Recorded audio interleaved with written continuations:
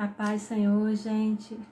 Hoje nós vamos continuar a série de mensagens sobre o livro de Josué. Eu vou terminar hoje o capítulo 5 e dar início ao capítulo 6, tá ok? Então, Josué capítulo 5, do versículo 13 ao 15, diz assim: Estando Josué ao pé de Jericó, levantou os olhos e olhou. Eis que se achava em pé diante dele um homem, que trazia na mão uma espada nua. Chegou-se Josué a ele e disse-lhe: És tu dos nossos ou dos nossos adversários? Respondeu ele: Não, sou o príncipe do exército do Senhor e acabo de chegar. Então Josué se prostrou com o rosto em terra e o adorou e disse-lhe: Que diz meu senhor a seu servo? Respondeu o príncipe do exército do Senhor a Josué: Descalça as sandálias dos teus pés, porque o lugar em que estás é santo. E fez Josué assim.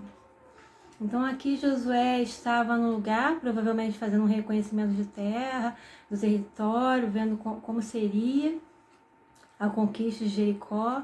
E chega um homem normal perto dele, mas com uma espada já desembainhada. E ele pergunta: mas é dos nossos ou é dos nossos adversários? E ele responde: não, eu sou príncipe do exército do Senhor. Então o que aconteceu aqui? Aqui estava acontecendo uma teofania ou uma cristofania, que era como Jesus se revelava no Antigo Testamento. Se revelou de várias formas a Jacó, a Abraão, quando ia ter a destruição de Sodoma e Gomorra, né, com Jacó no Val de Jaboque, quando ele luta com um anjo. E aqui é mais um momento especial desse, quando Jesus se revela em teofania, como se fosse um ser humano comum. Tanto que ele não reconhece, ele não vem brilhante, né, roupas brancas, resplandecentes, não. Ele vem como uma pessoa comum e Josué então entende e ele se prostra. Mais um sinal aqui que era Deus. Por quê? Anjo não aceita adoração. Anjo não aceita adoração. Qualquer anjo, se algum dia você vê algum anjo e esse anjo aceitar adoração, não é. Ele entende que adoração é só para Deus. Então, nesse momento aqui que Josué se prostra em terra e adora, é mais um sinal, que era o próprio Senhor falando com ele ali, e ele era príncipe do exército. E aqui acontece um paralelo com a história de Moisés, que quando Deus chama Moisés na sarça ardente, o que acontece? É a mesma coisa. Ele fala para ele: tira a sandália dos teus pés, porque o lugar em que estás é terra santa. Então aqui era uma forma de Deus estar mostrando para Josué que estava chamando ele da mesma forma que tinha chamado Moisés. E ele ia honrar a vida dele, ia estar com ele na frente, porque ele era o príncipe do exército. Ele ia estar naquele momento crucial na frente do exército, no momento da batalha, da conquista de Jericó. E ele ia estar lá com ele. Mas antes ele fala: tira a sandália dos teus pés, porque o lugar em que estás é terra santa. E no capítulo 6 continua essa conversa. O que esse príncipe do exército vai falar com Josué? Ele vai começar a dar as instruções para a batalha. Como seria, o que eles iam fazer. E continua no versículo 1 do capítulo 6. Ora, Jericó estava rigorosamente fechada por causa dos filhos de Israel, ninguém saía nem entrava. Então disse o Senhor a Josué, a conversa continuando: olha, entreguei na tua mão Jericó, o seu rei e os seus valentes. Vós, pois, todos os homens de guerra, rodeareis a cidade, cercando-a uma vez. Assim fareis por 6 dias. 7 sacerdotes levarão 7 trombetas de chifre de carneiro adiante da arca. No 7º dia, rodeareis a cidade 7 vezes. E os sacerdotes tocarão as trombetas. E será que, tocando-se longamente a trombeta de chifre de carneiro, ouvindo voz o sonido dela, todo o povo gritará com grande grita, o muro da cidade cairá abaixo e o povo subirá nele, cada qual em frente de si. Então ele já diz como fazer e o que ia acontecer. E era algo impossível, porque aqui diz no versículo 1 que a cidade estava rigorosamente fechada. A gente está vendo agora mais ou menos isso acontecendo no nosso país. Como é isso, né? Cidades fechadas, ninguém entra, ninguém sai. E ali, como era um lugar menor, era mais difícil, era todo rodeado pela muralha. Então, ninguém entrava e ninguém saía. Isso é uma coisa muito difícil. É hoje, quando nada entra na nossa cidade, como nós vimos, como é difícil quando não chega a certos alimentos, quando não chega a certos produtos. Imagina naquela época era tudo mais difícil. Então, era uma tática de guerra, como aconteceu, a Babilônia fez isso com o povo de Israel. Eles cercavam a cidade e ficava a cidade, ninguém entrava, ninguém saía. O que acontecia? Eles ficavam sem mantimento, sem alimento, e eles iam ali dentro morrendo de fome, morrendo de sede, porque eles não tinham o que fazer, eles não podiam sair, porque se eles saíssem eles eram mortos pelo exército inimigo. E lá dentro também havia morte. Mas não é isso que acontece aqui em Jericó. Deus não agiu assim, dessa forma. Nós vamos ver o que ele fala, né? Nós já falamos aqui as orientações. Olha, vocês vão rodear durante 6 dias, uma vez.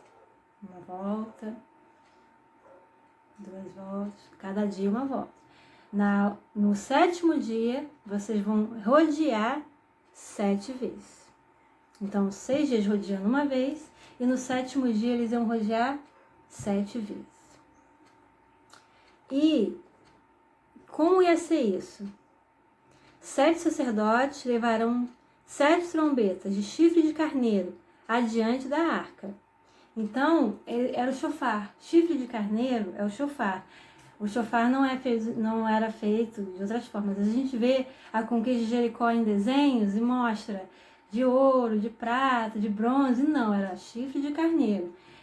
Embaixo, depois desse vídeo ser colocado no grupo, eu vou colocar como é o toque do chofar. É muito bonito. Eu vou colocar 4 tipos de toque. Tem o toque de guerra, tem o toque de humilhação, tem vários tipos de toque do chofar.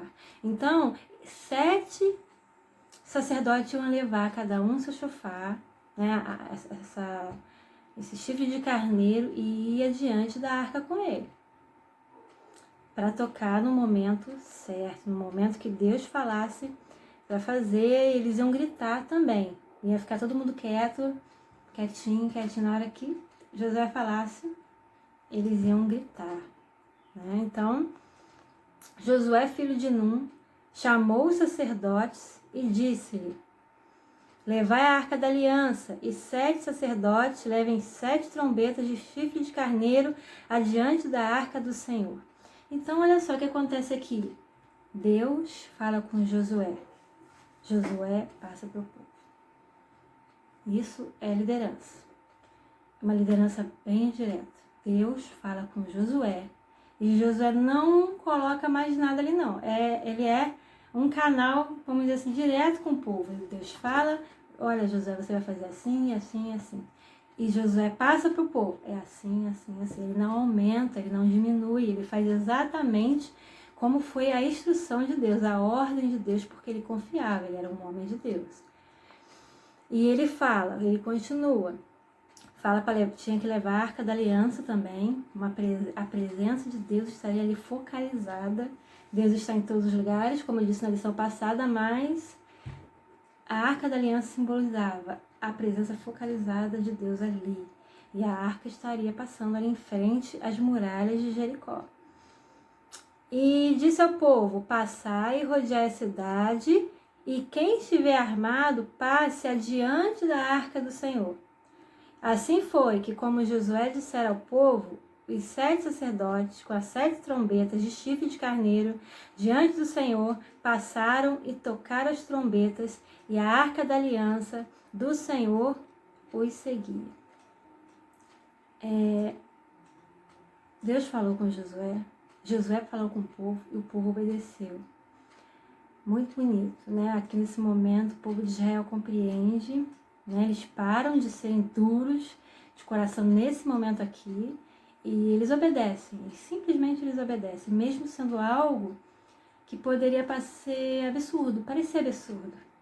Mas como é que é? Não vai ser tática de guerra? A gente não vai ir para tal lugar, conseguir uma brecha no muro? Porque isso acontecia muito. Quando tinha essas muralhas, às vezes eles entravam por brechas que tinham nessas muralhas, às vezes que não eram reparadas.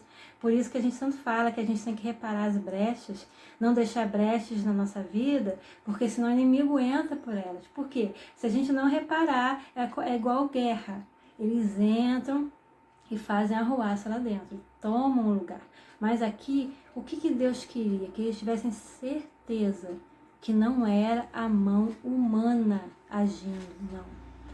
Que guerra é essa que eles vão rodear, tocar chofar, tocar, né, chifre de carneiro, com uma arca na frente, e em algum momento eles vão ganhar a batalha com um grito. As muralhas iam ruir quando eles gritassem.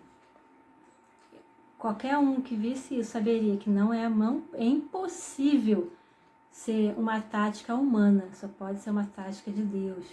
Algo que ele tinha prometido a Moisés, prometido a Abraão, e ele estava ali cumprindo, olha que bonito, ele estava ali cumprindo a promessa de dar terra prometida, de dar terra de Canaã para o povo de Israel. Era uma promessa, por isso que ele fala que ele ia estar na frente. E esse príncipe do exército estaria na frente, porque é ele que prometeu e é ele que estava cumprindo. Então, os homens armados iam diante dos sacerdotes que tocavam as trombetas.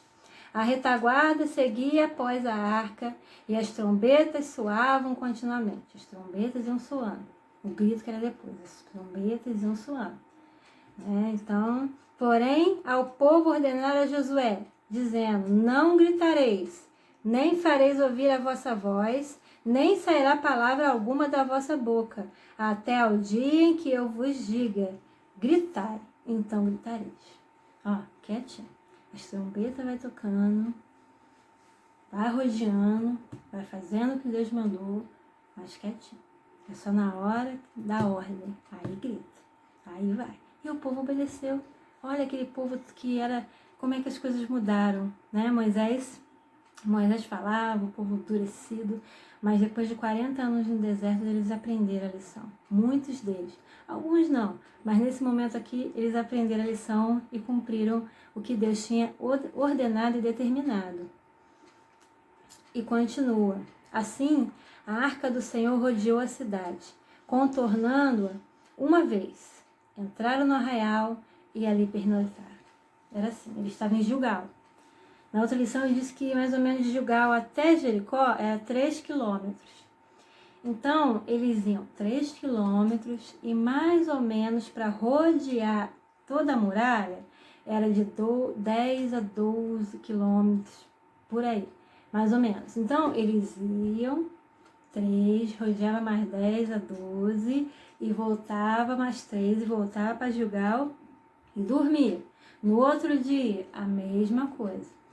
E acontece mais ou menos igual foi com Naamã, porque Naamã ele tinha que mergulhar no rio 7 vezes. Mas eu imagino que na mente dele, ele ia mergulhar uma vez, ia já melhorar um pouquinho a lepra. Lembra que ele era leproso? Homem valoroso, porém leproso. E ele mergulha uma vez, nada. Mergulha 2 vezes, nada.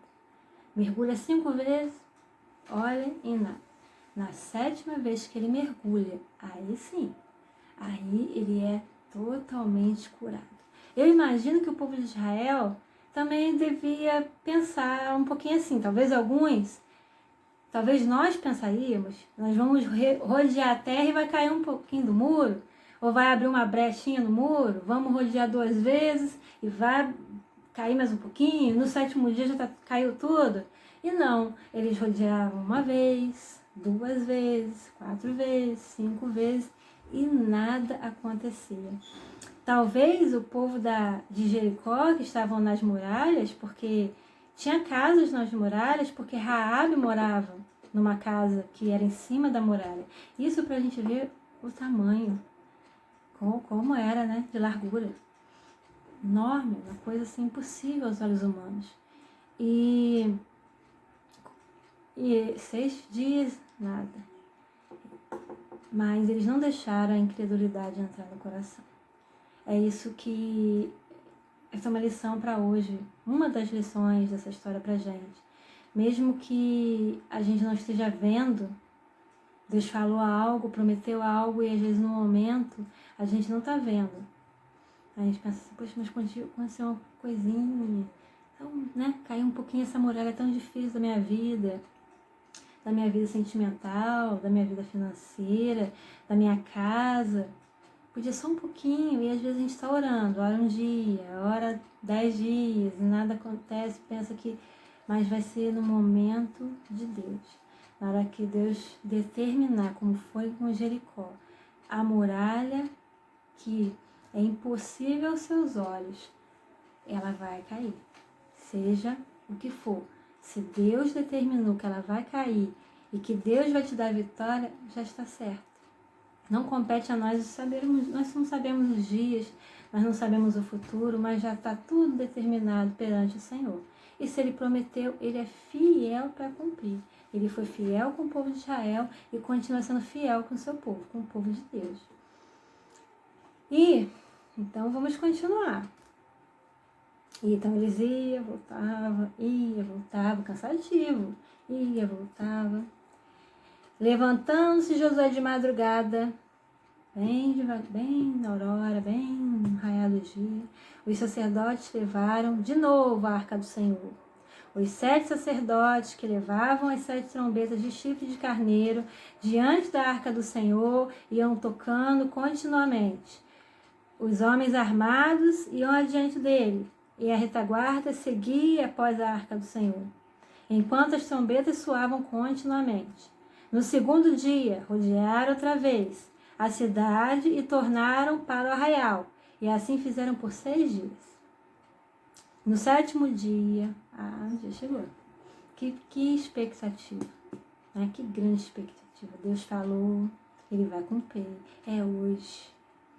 No 7º dia, madrugaram, ao subir da alva, e da mesma sorte, rodearam a cidade 7 vezes. Num dia, eles rodearam 7 vezes.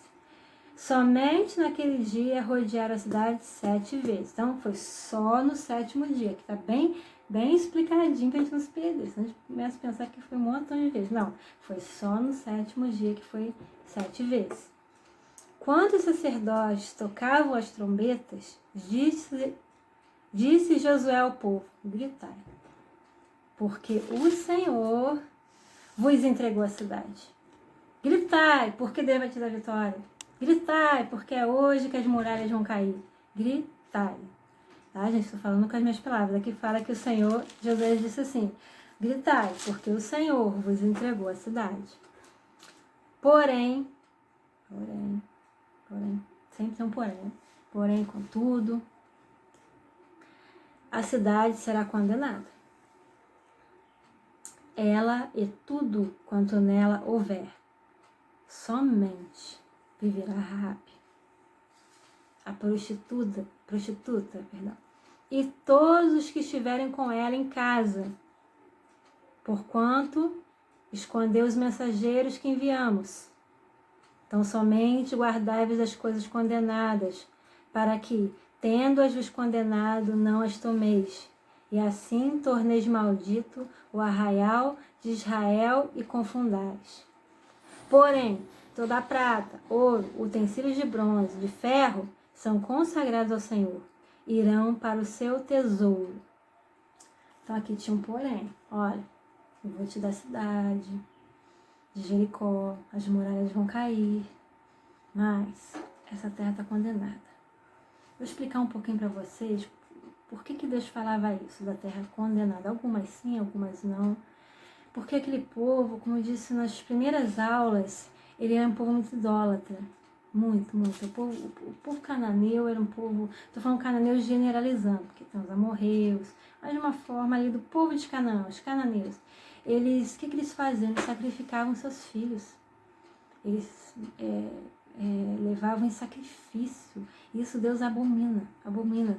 E muitas outras coisas, cultos, outros tipos de culto com muita imoralidade, coisas terríveis aconteciam ali. Então, não tinha jeito, aquela terra já tinha sido contaminada e Deus falou, não, porque naquela época de guerra, podia pegar os despojos de guerra. Então, por exemplo, você conquistou aquela cidade, ou matou as pessoas que estavam ali, ou levou elas cativas, o que acontecia? Você podia pegar as coisas daquelas pessoas e ficar para você, como espólio de guerra. Mas, em Jericó, não. Deus falou assim, aqui não. Aqui vai matar todos, tá, gente? Todos que estavam ali, e as pessoas não poderiam pegar nada para si, porque era consagrado ao Senhor, as coisas iriam para o tesouro do Senhor, é assim que ele estipulou. Então, coisas de ouro, de prata, de bronze, de ferro, e o resto seria queimado. Então, estava bem explicado, olha, porque se vocês fizerem isso, vocês vão trazer maldição para o arraial de Israel. Então, não seria só a pessoa que seria punida, não. Seria maldição para o lugar, porque era uma coisa muito bem explicada, que Deus tinha falado de uma forma muito clara. Então, tem coisas que Deus fala com a gente de uma forma muito clara. E não tem nem como a gente duvidar. Então, Deus fala, não faz. Não faz, porque se você fizer, você vai estar trazendo maldição para a sua vida e para a sua casa. Então, não faz. Tá bom, gente? Então, quando Deus estabelecer algo na sua vida, quando Deus estabelece algo na minha vida, a gente simplesmente obedece. Talvez alguém aqui deve ter pensado, puxa, mas a gente odiou tantos dias, a gente está esperando tanto tempo, e a gente, poxa, podia pegar pelo menos uma coisinha pra gente, só de lembrancinha, né? Só de lembrancinha, mas Deus falou assim, não. Isso acontece na história de Saul. Deus fala para Saul que era para matar um lugar que ele teve que ir, que era para matar todos também. E ele não mata o rei, ele pega os bois para fazer sacrifício a Deus, sendo que Deus tinha falado para matar todos, tudo, porque também estava contaminado. E o Saul, tentando fazer uma média, deixou o rei e deixou os bois para fazer sacrifício. E o profeta chega e fala assim, Saul, não, Deus mandou fazer uma coisa e você está fazendo outra.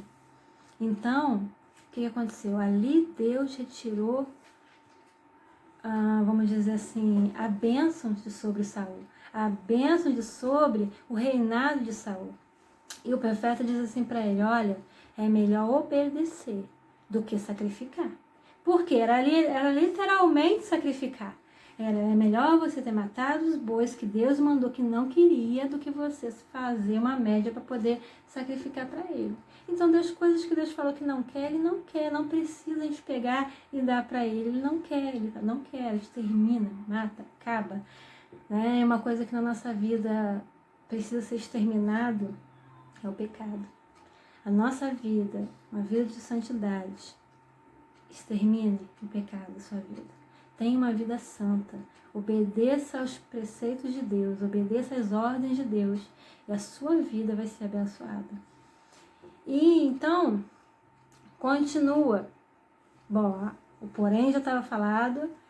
Então, olha só. Gritou, pois, o povo. E os sacerdotes tocaram as trombetas. Tendo ouvido o povo o sonido da trombeta, e levantado grande grito, pensa, os homens de guerra gritando, trombeta tocando, o povo de Jericó não entendendo nada. E, com um grande grito, ruíram as muralhas. Caiu, tombou aquilo, algo tão grande, algo tão impossível acontece. Um milagre aconteceu nesse dia. E o povo subiu a cidade, cada qual em frente de si, e a tomaram. Tudo quanto na cidade havia, destruíram totalmente. A fio de espada, tanto homens quanto mulheres, tanto meninos como velhos, e também bois, ovelhas e jumentos. Tudo. Deus mandou? Vamos exterminar tudo. Talvez uma coisa que a gente não entende muito hoje, mas era assim. Israel aqui estava sendo usado por Deus para juízo contra esses povos.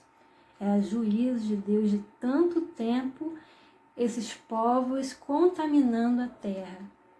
A cálice da ira de Deus subiu e derramou. Nossa, é até aqui. E por isso que acontece isso, de ter que ser exterminado tudo. Porque era sentença de Deus, era juízo de Deus. Então, nesse dia eu queria falar com vocês que Deus é o mesmo. Ele faz as muralhas caírem, Ele determina propósitos, Ele cumpre promessas, Ele fala coisas que nós podemos fazer, coisas que nós não podemos fazer, Ele dá vitória, Ele faz coisas maravilhosas pelo seu povo. Então, essa história aqui, eu sei que quando a gente conta em história, porque tem as doutrinas, que a gente prega muito em Paulo, né, as cartas paulinas, mas quando a gente conta em história, como hoje tem muito filme, muita série, parece que a gente só está contando uma simples história, mas não, isso aqui aconteceu. Nós cremos por fé, mas também hoje eu vou deixar um vídeo embaixo mostrando as ruínas desses muros de Jericó. A ciência, ela não acredita, mas nós acreditamos por fé, e Deus tem permitido que esses lugares tenham sido descobertos, para que as pessoas vejam que é verdade, que é real. Não tem como a gente colocar fé lá no coração das pessoas, mas elas veem que a gente fala é real, mas que foi Deus que fez, só dá para acreditar por fé. Que ganharam no grito, literalmente. Mas porque o príncipe do exército, Jesus, estava na frente. Então, quando você tiver batalhas na sua vida, e vai ter, porque Jesus disse que no mundo teríamos aflições, o que importa é que Jesus esteja na nossa frente, porque é uma batalha. Nós vamos batalhar todos os dias da nossa vida contra o pecado. Nós vamos batalhar todos os dias da nossa vida contra o inimigo das nossas almas. Todos os dias, sempre vai ser uma batalha. Mas, com o Senhor Jesus na nossa frente, nós somos mais do que vencedores. Ele está com a gente, como Ele esteve com o povo de Israel e venceu. E Ele também vai estar com você, vai estar comigo, tá? Em todos os momentos da nossa vida, porque Ele não nos abandona.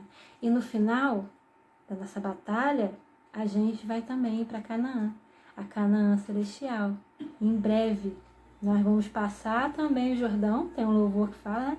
Quando passarmos o Jordão unidos, nós vamos chegar lá, em nome de Jesus. Nós vamos atravessar o Rio Jordão da vida e nós vamos também conquistar, junto com Jesus, a Canaã celestial, tá bom? Qualquer dúvida, vocês podem perguntar embaixo, ou perguntar pessoalmente, diretamente para mim no meu WhatsApp, tá bom? Pode ligar também. Qualquer coisa é só perguntar. Fique com Deus, que o Senhor abençoe e guarde a sua vida, em nome de Jesus.